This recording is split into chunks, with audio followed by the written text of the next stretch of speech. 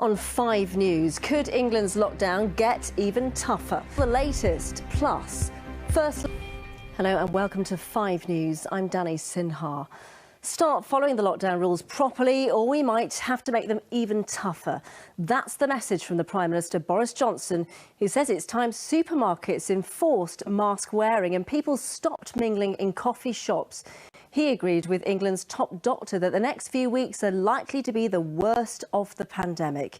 He said just because the vaccine is being rolled out doesn't mean we can be complacent. Well, let's speak to our chief correspondent Tessa Chapman in Downing Street. And Tessa, some very solemn warnings tonight.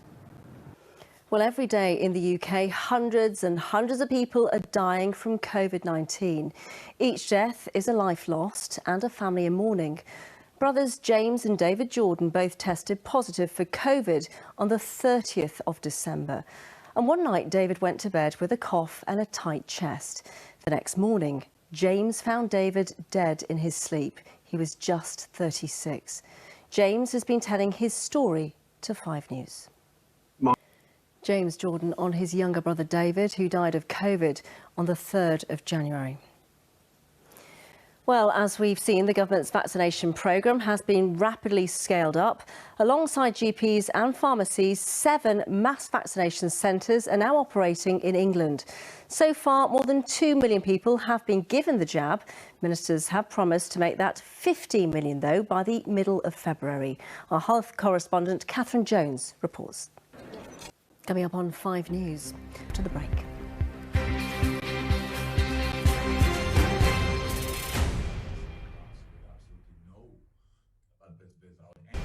Welcome back. A man who murdered 3 friends in a park in Reading has been given a whole life sentence. Hiri Sadala stabbed the men one evening in June. The court was told it was an act of religious jihad and that he'd aimed to kill as many people as possible. The family of one of the men say their lives will never be the same. Layla Hayes reports.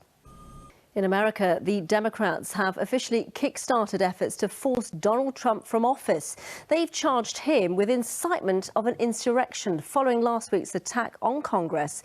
They say if he isn't pushed out, he must be impeached. Meanwhile, the First Lady Melania Trump has broken her silence, saying she was disappointed with the events in Washington. Julian Drucker reports.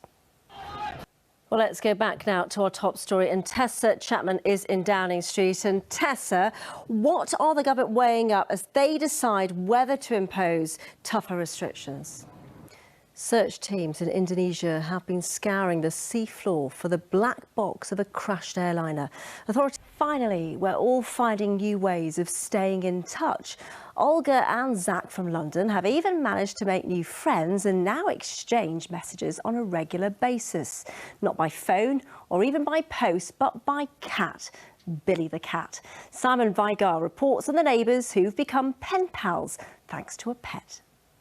Beautiful Billy. Before we go then, Claudia Liza here to tell us what's coming up on 5 News tonight. Hello. Hi, Danny. We're going to have more details on the Health Secretary's press conference on how the government intends to meet its targets for vaccinating those most vulnerable. And the billion coming up at 6:30 on 5 News tonight, Danny. Look forward to it. Thank you very much. That's all we've got time for. Claire's got the weather next. Thanks very much for watching and good night. Bye-bye.